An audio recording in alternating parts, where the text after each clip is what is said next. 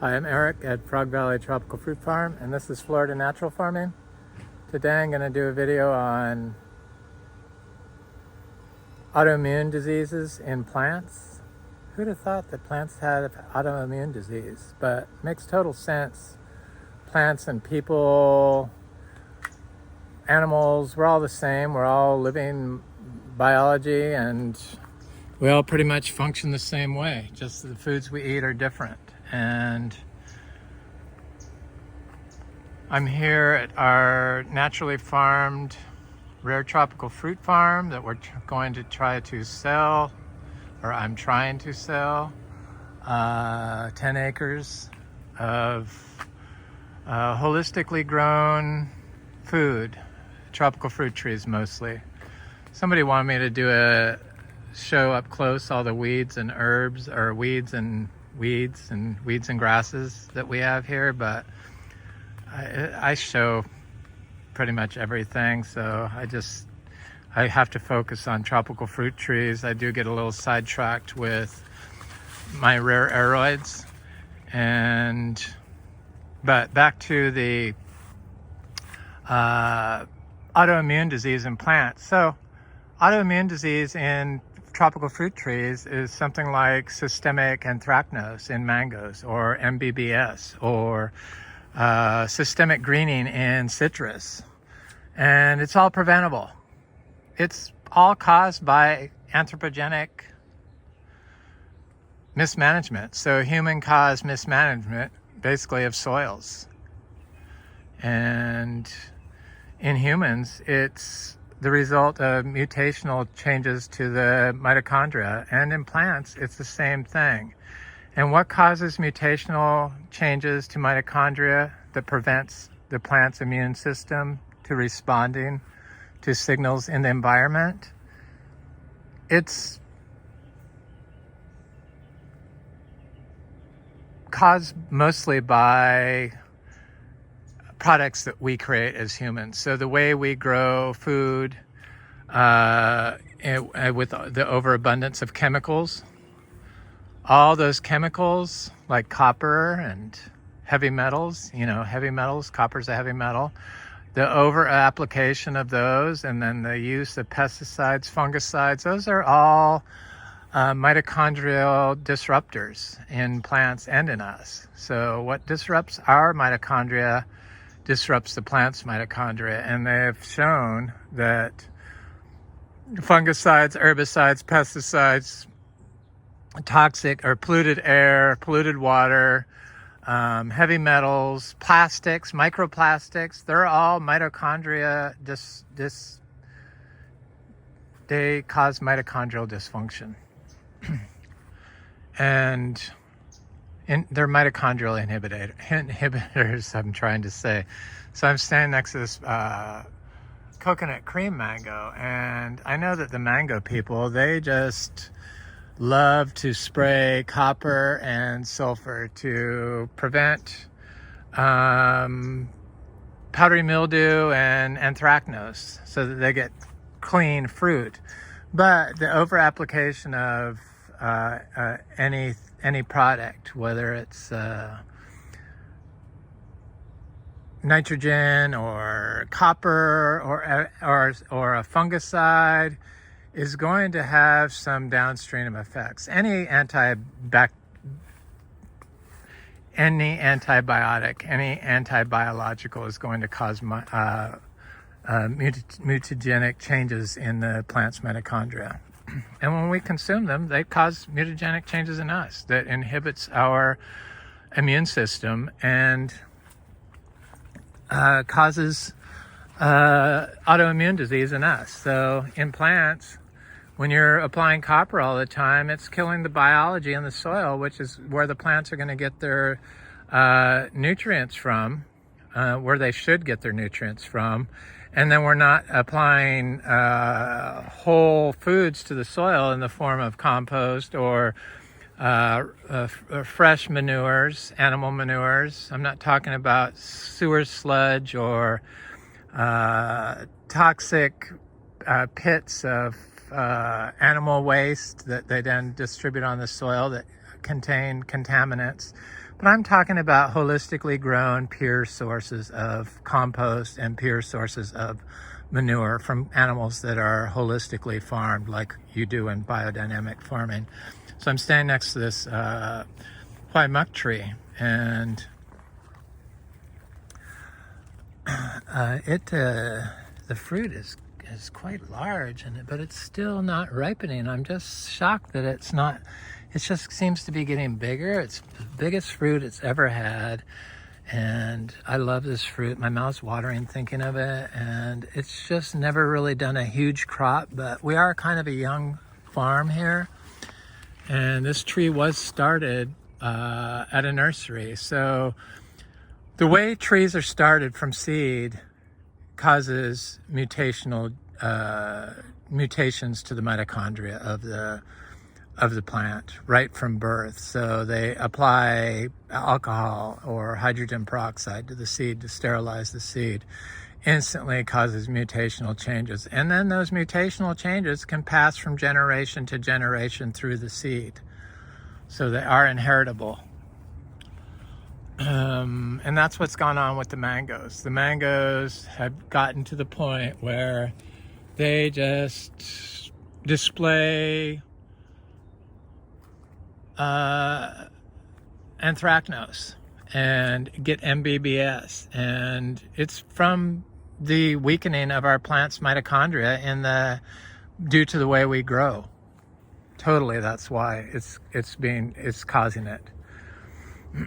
So in us, eating a lifestyle or leading a lifestyle that's as close to natural as possible is the best way to improve mitochondrial health. And in plants, nothing could be more true than that. And that's why we grow this way. And unfortunately, a lot of these plants came from nurseries like this muck tree. And it arrived here with fungal issues when it was like a small grafted tree about 8 inches. And I really didn't understand the whole, I still don't, I'm still learning, but I didn't understand what was going on and how it was going on. I knew that I could grow with applying manures, and I was pretty sure that I could grow without watering. And sure enough, that's how we started growing here, because we didn't have a well at the time that we could water all these plants with, and I planted a huge garden and then just planted them and walked away. But I didn't remove the soil from the pot when I planted them, which caused some to die, but most of the mangoes all survived, all the nursery started mangoes. And it's taken about, I don't know, 5 years or 6 years since these mangoes were planted. 6 years, 7 years almost since these mangoes were planted. Some of the bigger ones. This is only a 5-year-old tree from small 3-gallon. Just not quite 5 years. It's going to be 5 years soon, but it's huge already. It was a tiny little 3-gallon that's never been watered, and it's peach cobbler. It produces a lot of fruit. They're saying that autoimmune disease in plants manifests as trees that won't produce fruit, and trees that produce small crops, or trees that are stunted, or trees that have chlorotic leaves.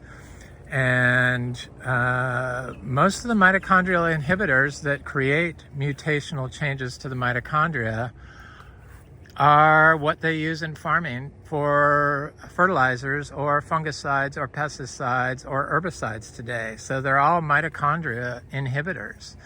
A major mitochondria inhibitor in humans, which is kind of scary that that they developed for diabetes, is Ozempic, and those diabetes drugs that people are so enamored with today.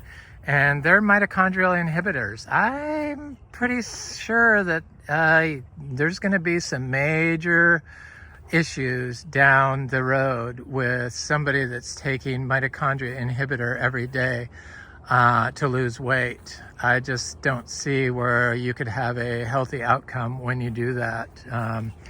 Mitochondria is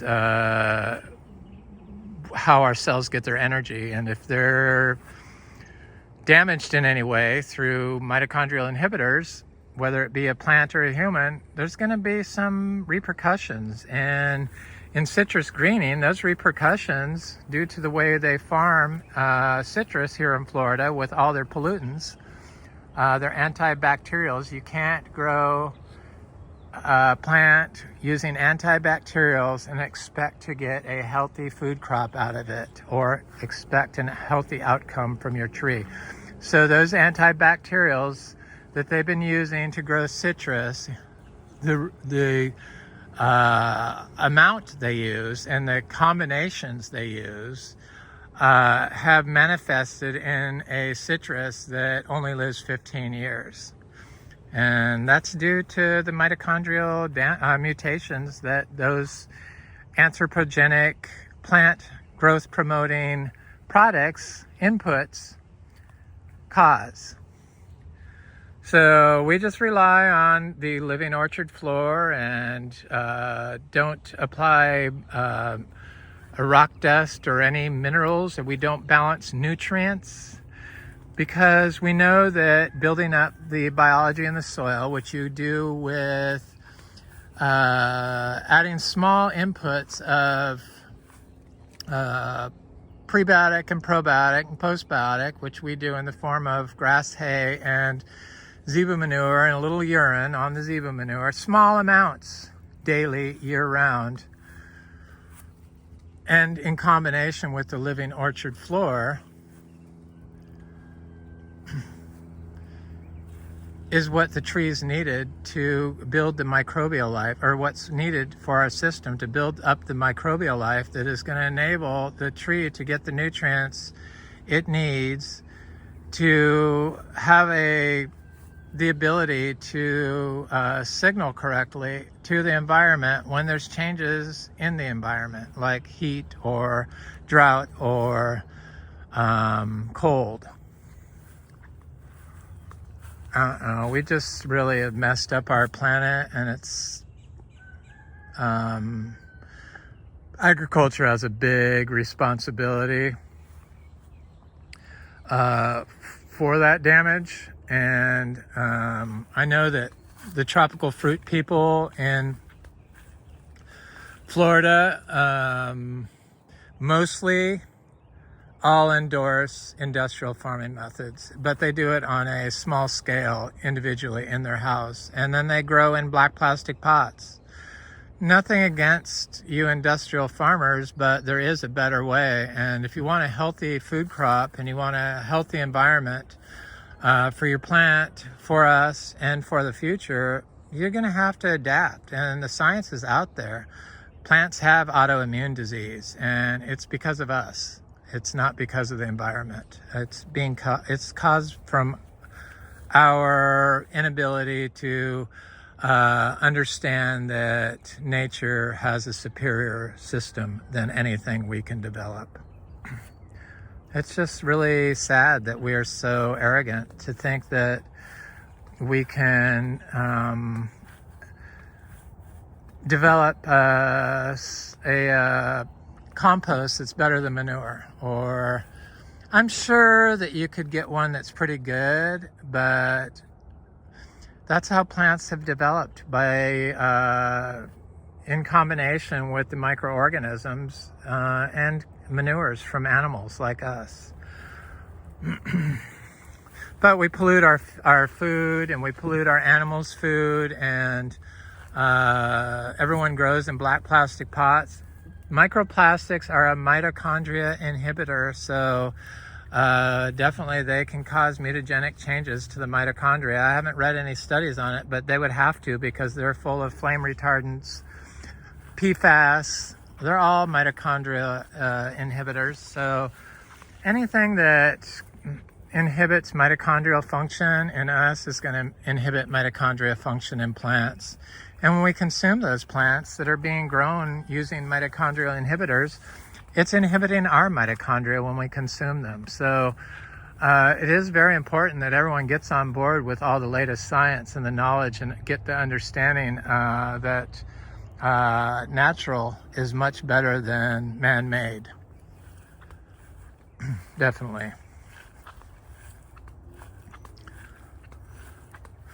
So I'm standing next to this MB tree, and it's I thought for sure that it would be blooming again, because last year it produced 2 giant crops for us, one in the spring, one in the fall. It sets fruit all summer long when it's warm, but the fruit matures prematurely because of the heat. I know it's the heat that does it, because as soon as it cools off, when it blooms, it sets fruit and it gets big. You know, that's what happens in the spring, and that's what happens in the fall with this tree. And it certainly looks like here it's trying to set out a bloom. So I'm holding out hope that this Garcinia livingstonii tree produces some fruit for us. Yeah. So I was reading these studies on calcium's role in mineralizing carbon, because that's what you want in soil, mineralized carbon. It's stable carbon in the soil, unlike just active organic matter above the soil, mostly finished. You want the mineralized carbon, because that has it's held together by calcium carbonate that's produced by calcium carbonate precipitation produced by biology. So biology that causes liquid to form when calcium is degraded. And fungi and bacteria do it, and snails do it. And I know that when I started here, I don't ever talk about my sprays I use, but having it being, this is that hog plum I did a cutting of. It's looking quite good. Doing sprays, because we were biodynamics certified. We're no longer biodynamics certified. I'll always be grateful for biodynamics to show me the path to grow in, because that's what led me to this state I am at of my understanding of natural processes and natural growing. If it wasn't for biodynamics, I would have never got there, because it gave me the foundation and inspiration to learn more and really try to figure out what's going on. And but I had to do all these sprays, and that's why I just dislike doing sprays. But it inspired me to make sprays. So I made a lab. You know, that's when you take the milk product that you ferment, and you take the juice, like the whey from the milk when you make curds and whey. So you strain the liquid. It's just fermented milk and liquids. And I sprayed that every single day, 5 days a week. Oh my God. 5 days a week on the soil, and we got a lot of snails, and we'd never had snails before, and I'm sure that was because of all the calcium we were spraying on the soil. And it triggered the calcium cycle to work, because Florida is full of calcium. We're on calcareous rock. The sand has a lot of calcium in it. And there's no reason why anybody should be short on calcium in Florida, but it's due to the fact that we've over-oxidized our soils due to mowing and not in compaction. So they've turned highly acidic, and the calcium cycle doesn't work correctly. And then they're limiting the biology because they don't have a living orchard floor. A living orchard floor is something that just isn't man-designed, but something that is a combination of natural and man-made. So your plants with what nature puts there is the ultimate system for a farm system, if you want it to work correctly, I believe. Install a control of 10 different species that you see in industrial farming that they try to say they're regenerative, but it's still a control that they still disturb the soil and only plant what they have in there, and then try to do biological inputs that are man-made and not including nature into their system, will never get you to a full, completely healthy system. I firmly believe that. And I was watching this episode this morning on California 2050 and the water damage, and then they were showing all the wine grapes in Northern California. And it just got me depressed seeing all those barren wine rows of grapes with plastic piping going everywhere and plastic netting to keep the birds off the plants. And you know that all those plants have plastic in them now, and all that soil, because if they're using glyphosate and plastic, they're for sure probably using other chemicals. Not all of them, of course,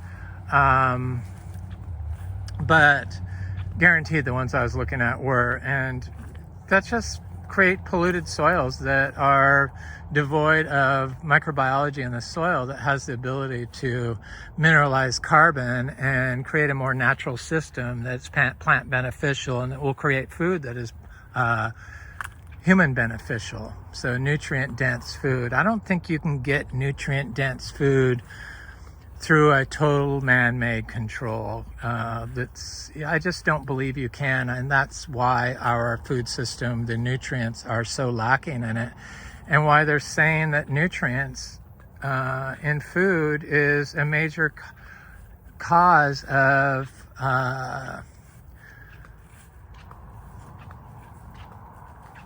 autoimmune disease in humans. It doesn't have to be that way.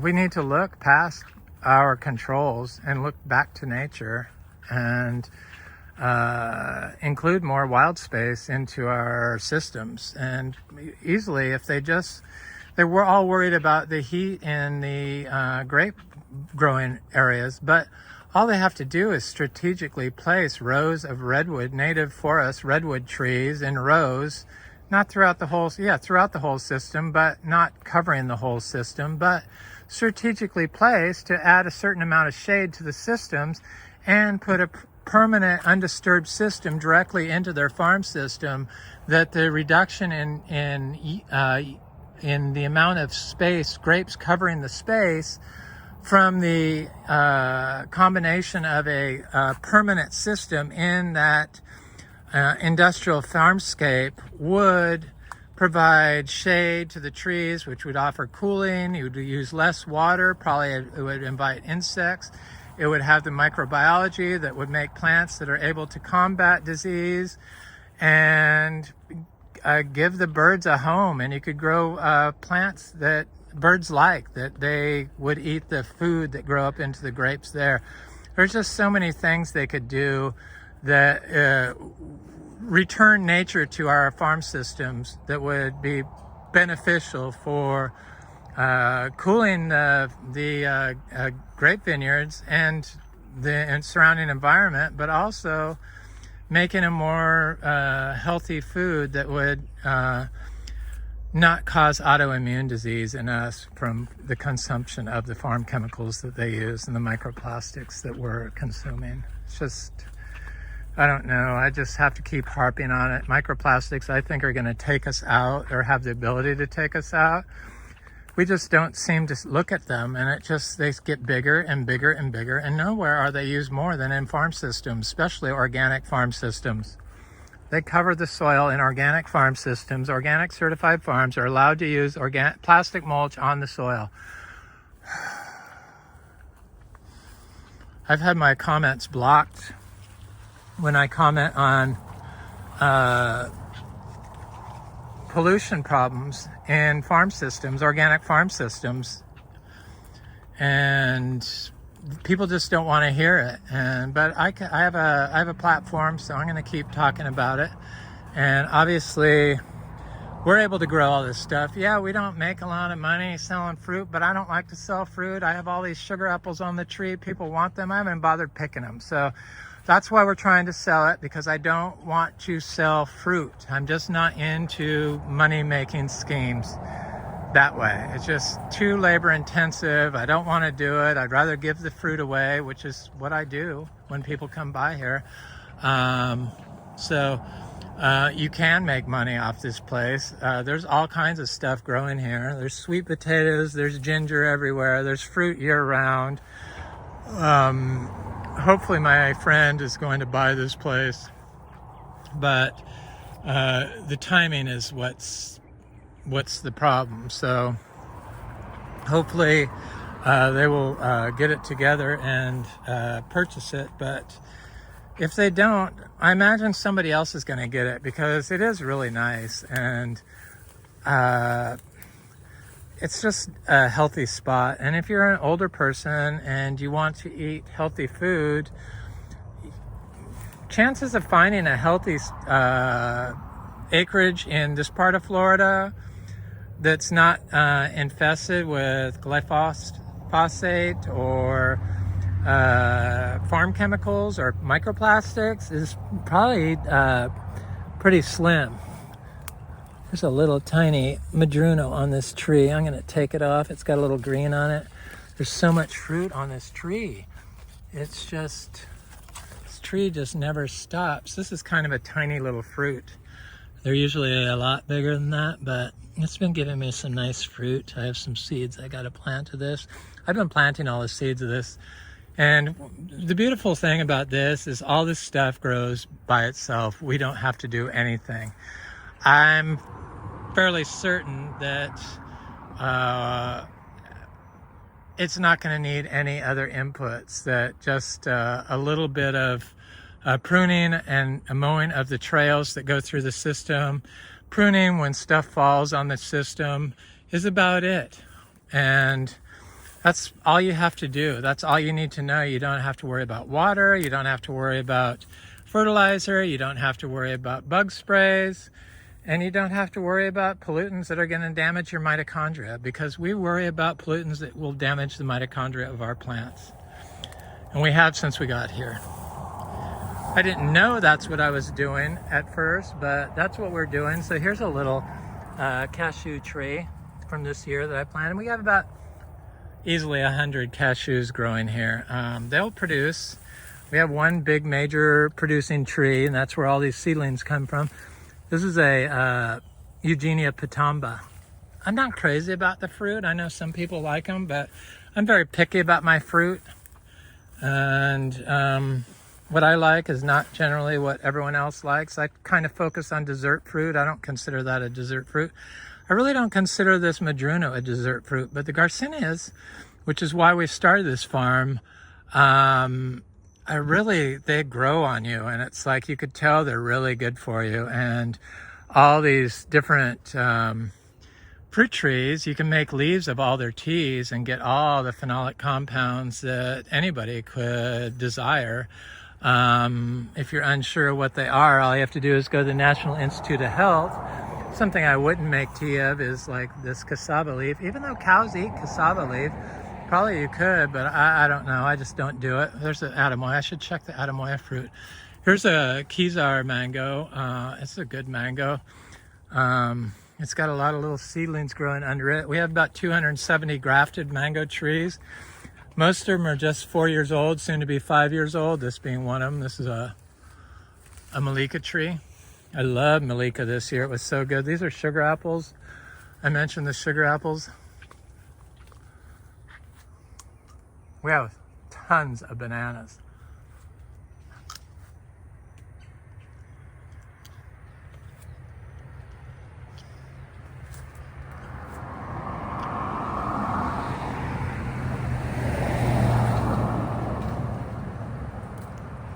That little tiny Garcinia Madruno had 2 seeds in it. Not bad, $8 a seed. I see a sugar apple. I'm gonna take. It's not the biggest sugar apple, but they're good. They're chewy sugar apples.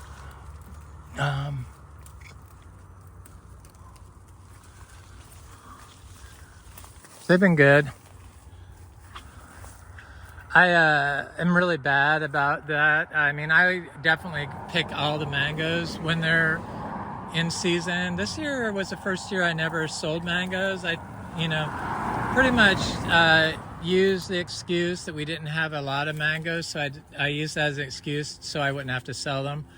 But I think that next year it's going to be just crazy. I think last year when I did sell them, it was like $7,000 just in mangoes alone, and that was off just 3-year-old and 5-year-old trees.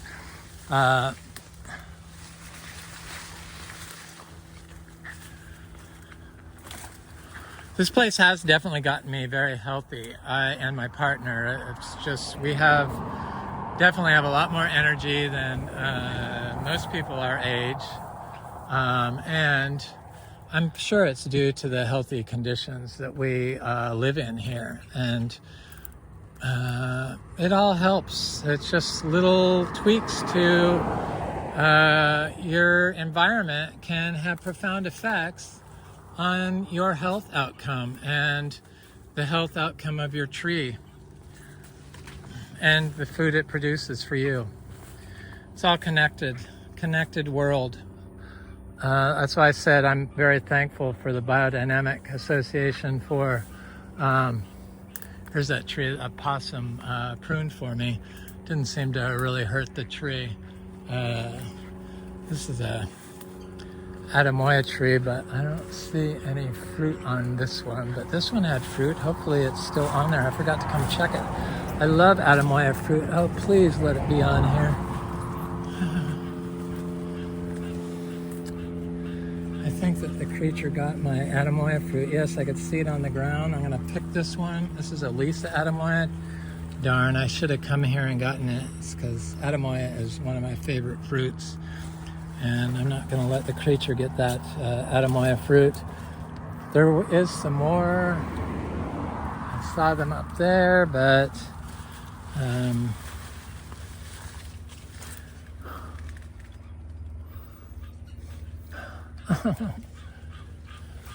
I knew I should have come check that fruit. It was too close to being ripe, and the creatures just, if you don't pick it, they will, which is a blessing, because somebody like me that really doesn't see, they broke the branch of that sugar apple, but it keeps it from getting too big. Yeah, it's not the best thing, but these trees have been here for 8 years and they seem to be just fine.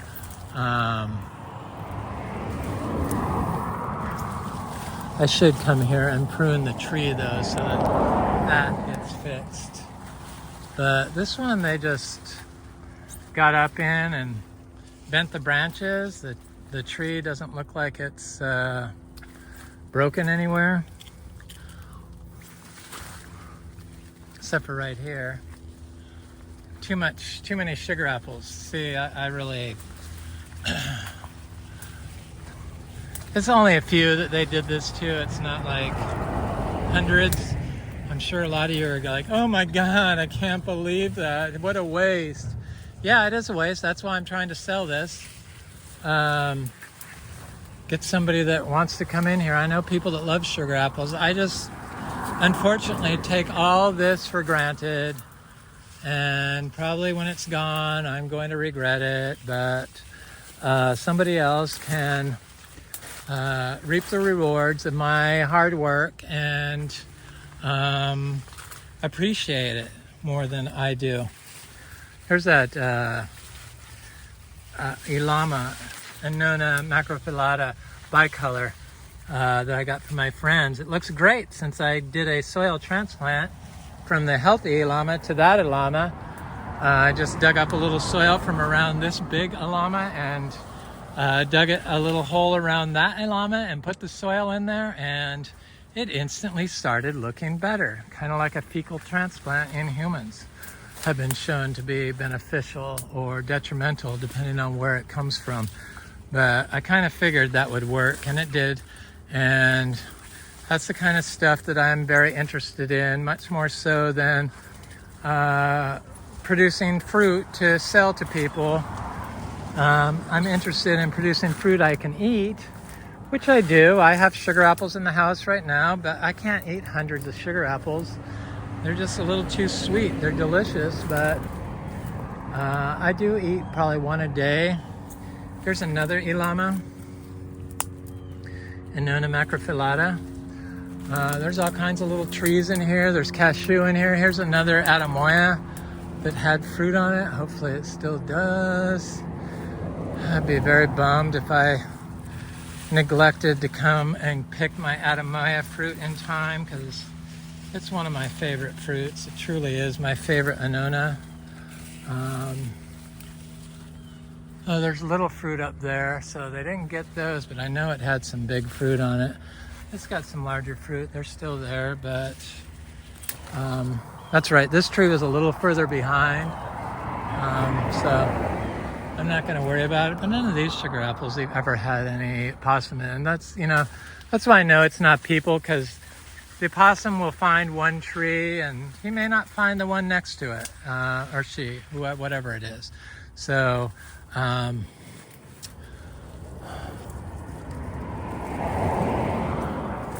the fruit, it disappears. If you don't pick it, it will disappear. It's not like, oh my God, I got all this fruit I need to worry about cleaning up. No, it will ripen, it will fall, it will disappear. And that's the beauty of this system. If you don't want to do anything, you really don't have to. But I really want somebody that can take these seeds and start them in pots. Here's a little cashew tree, and sell the trees and graft onto the trees or whatever, you know. I think we'd grow 3 different types. We do grow 3 different types of Atamoyas. Here's another of those Eugenia pitambas. We also grow the Talicia pitamba. Pitamba seems like a generic name. So multiple plants can be called pitamba. I do think I will like the Talicia pitamba. It's more like a longan. We grow about 4 different types of longans. We grow one that's like the size of a baseball, like this big, called the Kolak tree. All seed-grown trees, and seed-grown trees that we start correctly, though they may have come from immune-compromised or autoimmune compromised due to mutagenic changes in its parentage. But generally, the exotic tropical fruit comes from mostly areas where it's being grown indigenously, at least the fruits that I find. It just seems like the mangoes and the lychees and the citrus in Florida have issues, and we do grow about 15 different species of citrus. This is our Miko lemon. We got lemons on it, seed-grown tree. It's our own lemon tree. It's like a grapefruit hybrid, and they all grow like everything else. Everything grows the same way. No water involved. Water from the trees. Here's a giant achachuro tree. It's covered in some vine, but that doesn't seem to hurt them.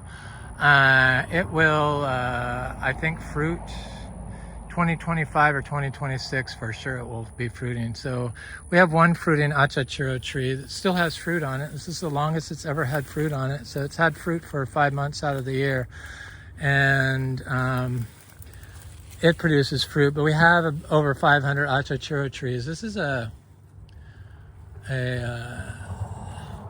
cherry guava. It's supposed to be cherry mountain guava. Is that it? Seed-grown tree. My friend Frank. I expected it to fruit.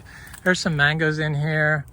Got probably cashews in here I can't see, but I know I planted seeds throughout here. A lot of times you can't see the trees, the little seedlings I planted. And of course I planted garcinias and stuff. I've seen little achachuro in here during the drought season in the winter and early spring. This cover mostly will die back and drop all its leaves. That's why we don't have to worry about chop and drop, because nature does it automatically, and it does it above ground and it does it below ground. So it's a beautiful system that's designed by nature. And here's our Miko lemons. They look great. It's a delicious lemon, very juicy. You get about a half a cup of juice from one or more, but definitely you get a half a cup. I know today the lemons sometimes can be a little dry, but this one's very good. The leaves are super flavorful. We can't sell citrus. You can't sell citrus fruit in Florida unless it's sprayed. Because of all the bad actor farmers, due to their destructive growing methods that create food that's toxic to consume. Because that's what it does. It's toxic to consume. Florida Natural oranges have been shown to, or a product from Florida Natural has been shown to have PFAS in it. That's why they're being sued by somebody for that. Look at our bananas. So guaranteed everyone has PFAS, especially if you're using water from Florida to irrigate your crops, or you're growing them in black plastic pots or plastic pots. You're going to have forever chemicals in your fruit. So here's a guava tree that's covered in fruit. It's a huge sprawling guava. It's growing next to this achachiro. There's another big achachiro on the other side of it. This big rack of bananas. It's got mint and, not mint, but ginger and other bananas nearby. But I do see some big fruit that looks like it's starting to change color. It's good sized fruit. This is Ruby Supreme. We do not get worms in our guavas. I've never had worms in our guavas, but that's because the tree is expressing its genotype naturally to prevent insect damage to its fruit. So it's able to combat the biotic stress caused by insects. We don't have insect pressure on any of our trees. Because our trees basically are all healthy, because our soil is healthy, because we've focused on keeping mitochondria disruptors out of our system, or mitochondria inhibitors out of our system that would cause an autoimmune disease response if we use them. Heavy metals like copper sprays and fungicides and herbicides and pesticides and industrial nitrogen fertilizers or NPK fertilizers from industrial sources, or slow release fertilizers like Osmocote, that's microplastic coated fertilizers that introduce mitochondrial inhibitors to your system. I'm so glad that we never went down the conventional road of farming here in Florida, because it's so easy and it's so beautiful, and you get so much fruit and you get healthy fruit. I know that I've eaten fruit from nursery mango growers that has made me sick. Yeah, because who knows what's in it. They don't have to tell you. They have to tell you if you use manure for inputs. There's rules against it, but they don't have to tell you if they've used all these fungicides and herbicides and pesticides. So who knows what's causing people to get sick or affecting their autoimmune expression in their own personal health. So here's another cashew tree from this year. It looks great. It's huge already. Maybe that one's from last year, but I know there's another one around here that I walked by. I can't see it.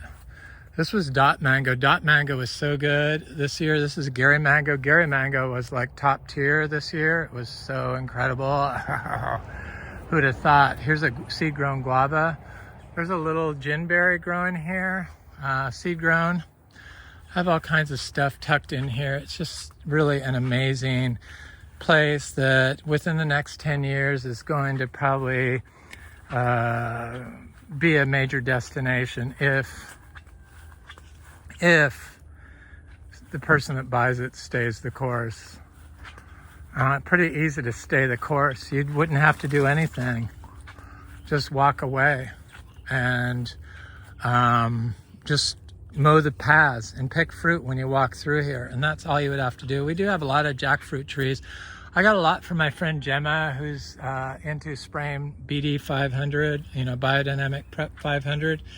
I told her I just wasn't into spraying stuff anymore, and that I wasn't really sure that a man-made product, even though that's about as close to natural as you can get, so it might be superior to just coming out of the cow, but I doubt it, because fresh cow manure does contain more potassium than something that's aged.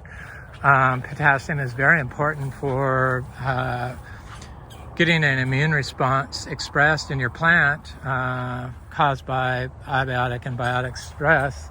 So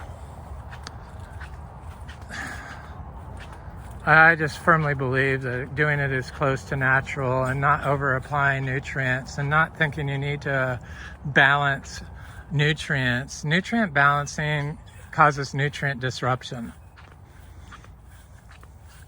There's downstream effects from everything we do as humans, and from what I've been able to see, the downstream effects have been negative, because those mined minerals contain heavy metals, which have the ability to be uptaken by the plant and cause mutagenic changes or be mitochondria distributors to the plant and to us.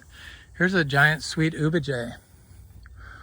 I've talked about all this stuff before. I've been getting a lot of new subscribers. Welcome to the channel. I really appreciate it. I try to switch it up every time. It can be hard sometimes, but I found that I just need to read stuff and look at more information, and I usually get inspiration. And so I'll do a link to something I read that has to do with autoimmune disease in plants. Here's an achachiro tree. They look good. I think we grow, it's a Garcinia humilis. We grow probably 500 achachiros here or more. I planted a bunch of seedlings this year, but we also grow about 34 to 40 more different Garcinia trees. I don't mark any of my little trees, and they're planted throughout. So it's really important to somebody, if they bought this, to stay the course and try to stay off the system as much as possible. Don't go in here thinking you need to add a bunch of wood chips, because you'd totally disrupt the system. And just FYI, communal wood chips from a community source are not allowable in organic food production. So you'd have to wait 3 years after applying those before you could become organic certified. Whereas today you could become organic certified as soon as you did the paperwork, or biodynamic certified.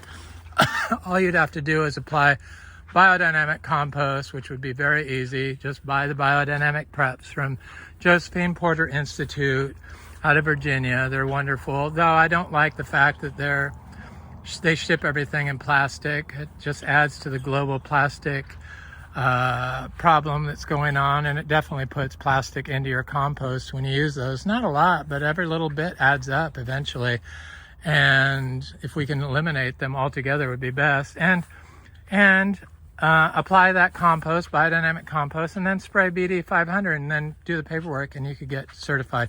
But you'd have to be allowed to be organic certified in order to become biodynamic certified. You don't need to be organic certified to be biodynamic certified, but you have to be able to get organic certification in order to become biodynamic certified. So here's a little citrus. I think this is going to be a blood orange. I don't know, because I don't mark my trees. It's going to be a blood orange or a sweet orange. Here's a rose apple. I saw a little Garcinia livingstonia here. Let's see if I can see it, but I don't see it. It's probably here. Never look for trees while you're doing a video in weeds. It's just futile. Here's the achachiro. My issues. And all this stuff, they was all planted out here, tiny little seedlings like 2 inches tall, or direct sown seeds. This is a wampi tree, so it's relative to the citrus that produces big drupes of longan type fruit that has interesting flavor. We grow 2 different colors of those, I think pink and gold.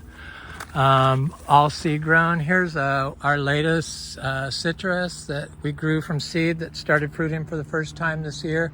First time it flowered, it's had a huge crop of limes. I've been getting little limes off of it.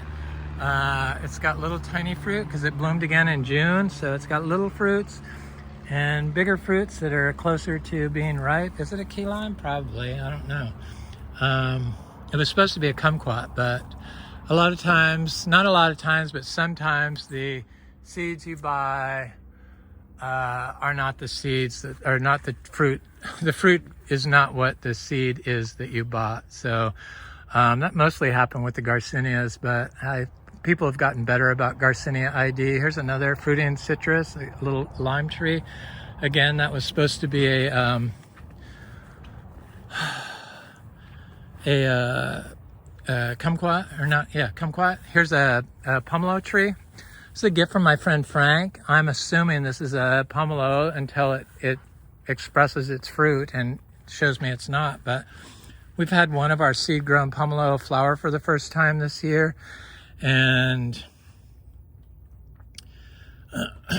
it had huge giant flowers, so I'm holding out hope that it is what it was supposed to be.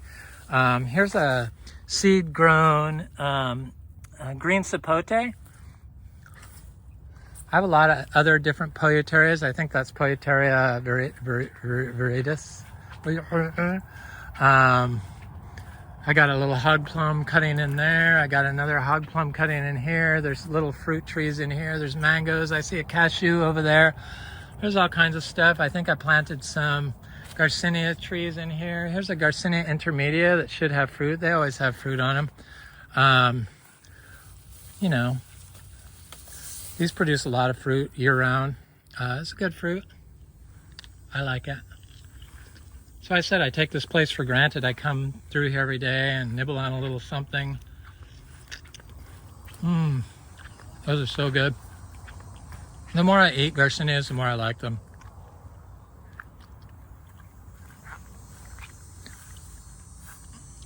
I used to plant all the seeds, but I planted so many of those. I really don't do that anymore. Sometimes I do. It's delicious fruit. Bring this in for my partner because a lot of times I don't even think of them. They like the sugar apples, so that's why I always have sugar apples in the house for them. There's a lot of stuff in here, different stuff. That the grass is like overtaken, and it's really hard for me to get in there and see now. But here's a citrus. I think this is a blood orange for sure. I'm positive this is a blood orange. It looks really healthy. It's very, I know we don't have citrus greening. We had one tree that got citrus greening, which is an autoimmune disease now in Florida citrus, because it goes generation to generation, whereas it was originally caused by an insect that was able to overpower the tree due to the way that they were farming that citrus with all their mitochondria inhibitors that they use to grow citrus. Whereas if they grew closer in nature, provided a little cover, did regenerative farming, probably the citrus would have never manifested into a systemic greening issue in citrus. But somebody came along and said that oak leaves prevent greening, which totally is not true, because we have one tree I planted under a oak tree, one out of all these trees, directly under an oak tree. It's the only tree that got greening. And I did a cutting of it before it got greening.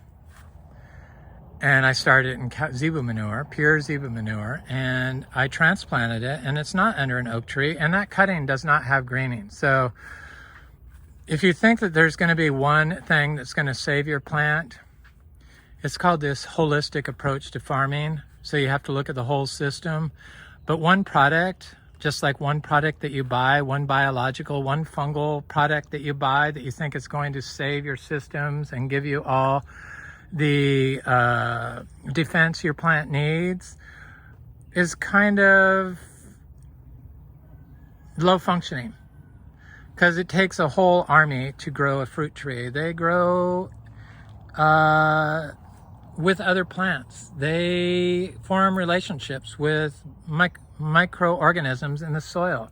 They have endophytes that grow in the plant that can sense changes in the environment, that send signals below ground to get a response from other microorganisms to get a nutrient they need to develop a metabolite that will combat insect pressure, like greening. Here's another Garcinia intermedia. I have lots of little Garcinia intermedias I need to plant in here. A lot of them are the very expensive $60, $50, $40 seeds. I have little Garcinias everywhere. Here's one. I see a little, I think, cacao growing right here. But this could be, no, this is a Polyteria species, I'm pretty sure. There's just little trees everywhere. That's why it's very important to somebody that, if they bought this, to limit their disturbance to the system and stay on the trails. And if you see fruit, then go into the system. Or if you want to plant something in the system, be very careful. But we have little coffees grown, we have durian growing, we have tons of little cacao, like 100 cacao trees. They're everywhere, 5 different types. We do fruit cacao, seed-grown cacao, dry farm cacao here this far north in Florida. It is possible. I don't feel like the cacao is ultra tropical. I think it is ultra tropical if you are using products, inputs in your system that cause mitochondria dysbiosis in your plant, so the plant can't signal to its environment for help or trigger its immune response, or it's a response to combat changes in the environment because it just can't communicate correctly. Its neurotransmitters are not working correctly. So, because our cacao is cold tolerant, and it's gotten down to 31 degrees and held fruit through it, and we don't even water it. And drought and shade and natural changes in the environment don't create autoimmune disease in plant. They create plant defense mechanisms.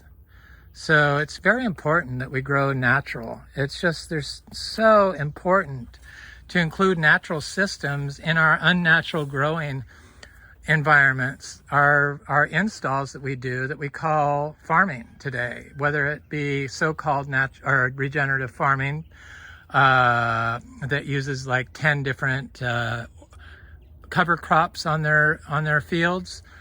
That's not really a natural system. It's a partial system. It's almost there, but it's not quite. It's still a controlled man-made system. You've got to put the unknown back into agriculture, and we just don't know enough about what these natural systems can do to promote plant health and health to the environment and health to us. These are all of my little aroids. I have a little meringue tree growing here. I bought some seeds from Oscar at the Fruit Lover, and he never sent them. I emailed him and wanted to know where my seeds were. I still haven't heard from him. I know people have had issues with that before. I'd never had issue like that with him before. Usually he responded to me. Maybe he just didn't get my email. I'm going to have to try again, but it's kind of irritating. I understand why people got pissed off now. Give me my seeds before I move, before I sell this place. Here's a Jaguar cacao that I did get from Fruit Lover's Nursery. It's a good source of good seeds, but if you're not getting your seeds when you pay for them, that's going to ruin your business, which is a stress I didn't want. I would never go down the path of pay before you get, just for the chance. I didn't want to be that person that had a bad reputation of not sending people what they paid for. Here's a Garcinia latissima. Supposed to be a really good Garcinia with red flesh, not good tasting, but good medicinally. It looked very beautiful, huge. The seeds were $50 each. I think we have 3 of those trees growing just fine. We do grow lots of different aroids. There's Monstera esqueleto. I'm not sure who this is. This is Philodendron sp. Columbia. This is Anthurium nigrolaminum. This is Philodendron linamii. I need to plant these licula palms. I love these things. I have quite a few of them. I have a big one. Here's a keppel tree. That's an amazing fruit tree, K-E-P-E-L. Look it up. I'm going to try to bring cuttings of these aroids up to my new place because I really love them. I think they provide beneficial health outcomes to other plants. So they're mutualistically beneficial to other plants, and that's why I planted them in here. They have high calcium oxalate, so I figured it would prevent rabbits and stuff from nibbling on plants in this area. So since I do have a lot of little trees growing in here, I see one there, I see one there, I see lots of little trees. I see the Latissima growing here. I put those in here in hopes of preventing the creatures from nibbling on my plants, but I really like them. This is a gloriosum philodendron. There's Monstera flame. I see some creature got in here and dug up these. The creatures, they can be a real problem. I have to come back here and fix that. They tore out all these, but I see I have Monstera obliqua coming up in this tree. A little cutting I did last year, but this is a Monstera obliqua Peru. There's a Anthurium regali. I was going to say something, I can't think of what it was. I got upset when I saw that damage to the my little aroids there, because they are kind of expensive. We had a lot of rain last night. This was an old ditch that they use for water harvesting. This used to be like 20 feet across and 2 feet deep. Now, after heavy rains, it has just minimal water in it for a few hours, and then it disappears. It gets sucked up into the system. We do not have standing water here. We're the only farm around here that doesn't have standing water. I can walk through the whole farm even after heavy rains, and the only place that we have puddles is going to be on our path or in a ditch. So, but still, it wasn't like it was before, where we'd have huge giant lawn ponds all summer long of like 100-degree or more water. I can't remember what I was going to say. It was important, but I can always use it for next time. There's a little cacao. It looks good here. I love it. I love this farm. I hope somebody buys it that can really take it to the next level and manage it for the next 10 years until it arrives. This is Eric at Frog Valley Tropical Fruit Farm. This is Florida Natural Farming. That was my video on plant autoimmune disease, how to prevent it, what causes it. It's mitochondria inhibitors, which are man-made pollutants. So all the inputs they use for industrial fertilizers, plastic, heavy metals that you get in mined minerals like rock dust and gypsum and stuff like that, all contain heavy metals. Anyway, have an excellent day. Please like, share, and subscribe if you enjoy this content. Share and leave a nice comment. I usually like hearing from you. Thanks a lot.